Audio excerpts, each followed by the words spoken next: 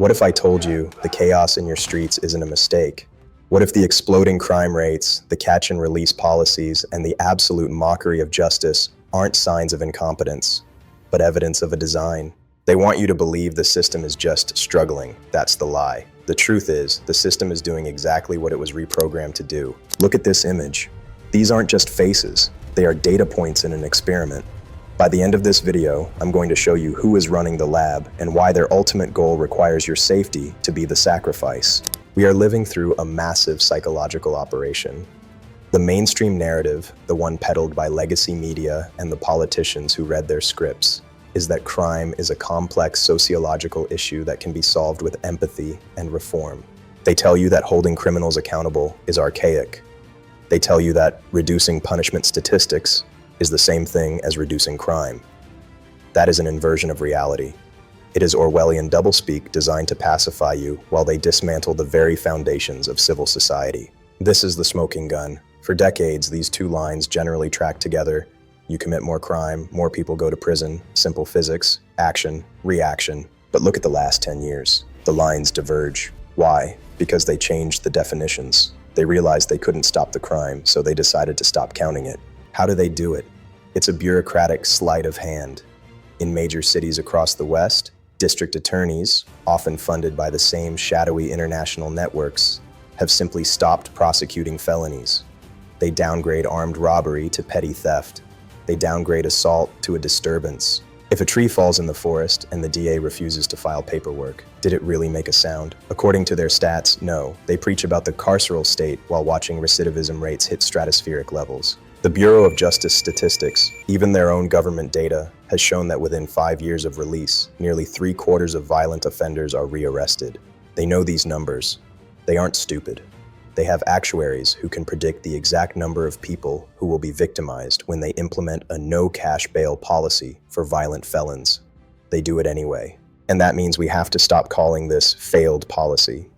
When an engineer designs a bridge that falls down, it's a failure.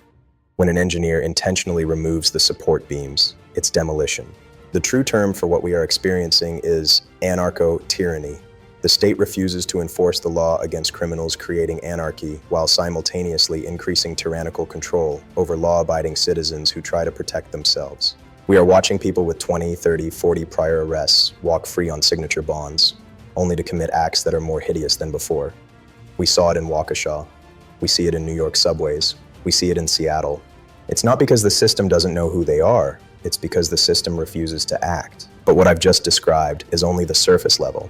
It's the mechanism, not the motive. You might be thinking, why would they want this? It sounds suicidal for a society. What I'm about to show you ties this localized street chaos directly to a global agenda for consolidation of power. You won't believe the connections between your local DA's office and international finance. But first, if you suspect the news is lying to you every single day, smash the like button right now. Let the algorithm know we see through the fog. Let's peel back the next layer, the deep dive. If we establish that this leniency is intentional, we have to look at the three-pronged attack they are using to execute this controlled demolition. Prong 1, the decriminalization of chaos. They started small.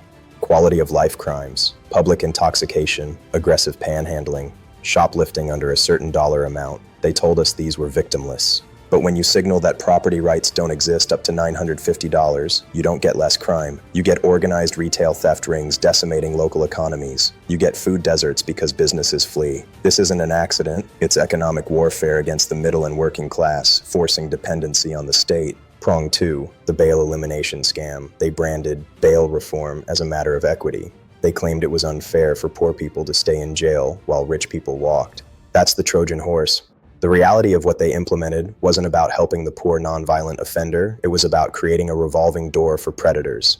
When a judge releases a repeat violent offender on zero bail, they are making a calculated bet with your life. They are prioritizing the temporary freedom of the wolf over the safety of the sheep.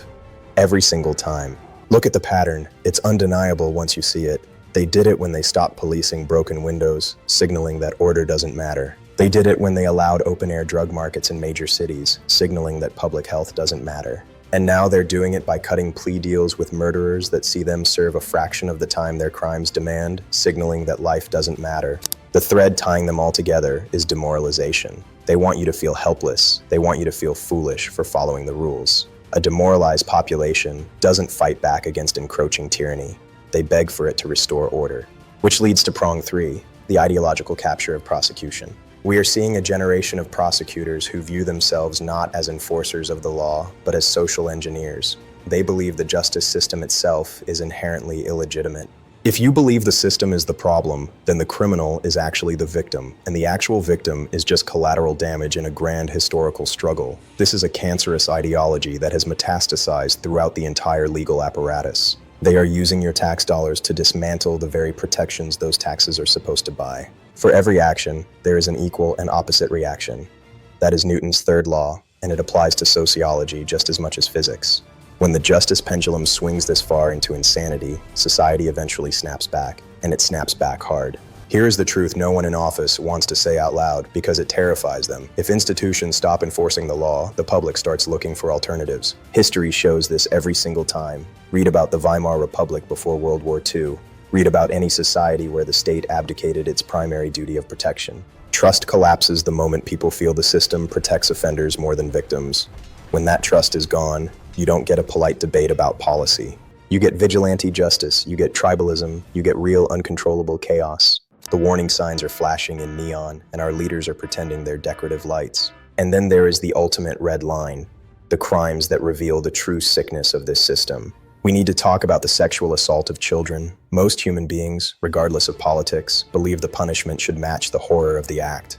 If you imagine it happening to your own family, you understand the primal need for retribution and permanent removal of the threat. Yet we see judges handing down sentences for these monsters that amount to a slap on the wrist. We see plea deals that defy humanity. Why? Because to the architects of this new system, even the most innocent among us are just pawns. If they won't protect a child, what makes you think they will protect you? A justice system without consequences for the ultimate evil isn't justice at all. It is a complicit partner in the crime. The bottom line is this: accountability isn't optional for a functioning society. It is the oxygen. Without it, civilization suffocates. They are counting on your fatigue. They are counting on you getting used to the decay. They want you to accept this new normal where criminals run the streets and honest people hide in their homes. Do not comply. Do not accept their narrative. I told you at the start that these weren't just faces, but data points in an experiment. The experiment is designed to see how much chaos you will tolerate before you surrender your freedom entirely in exchange for a false sense of safety. The system isn't failing. It's working exactly as intended by those who wish to control the ashes of what's left. They want you silent, so speak up. Share this video where they can't censor it.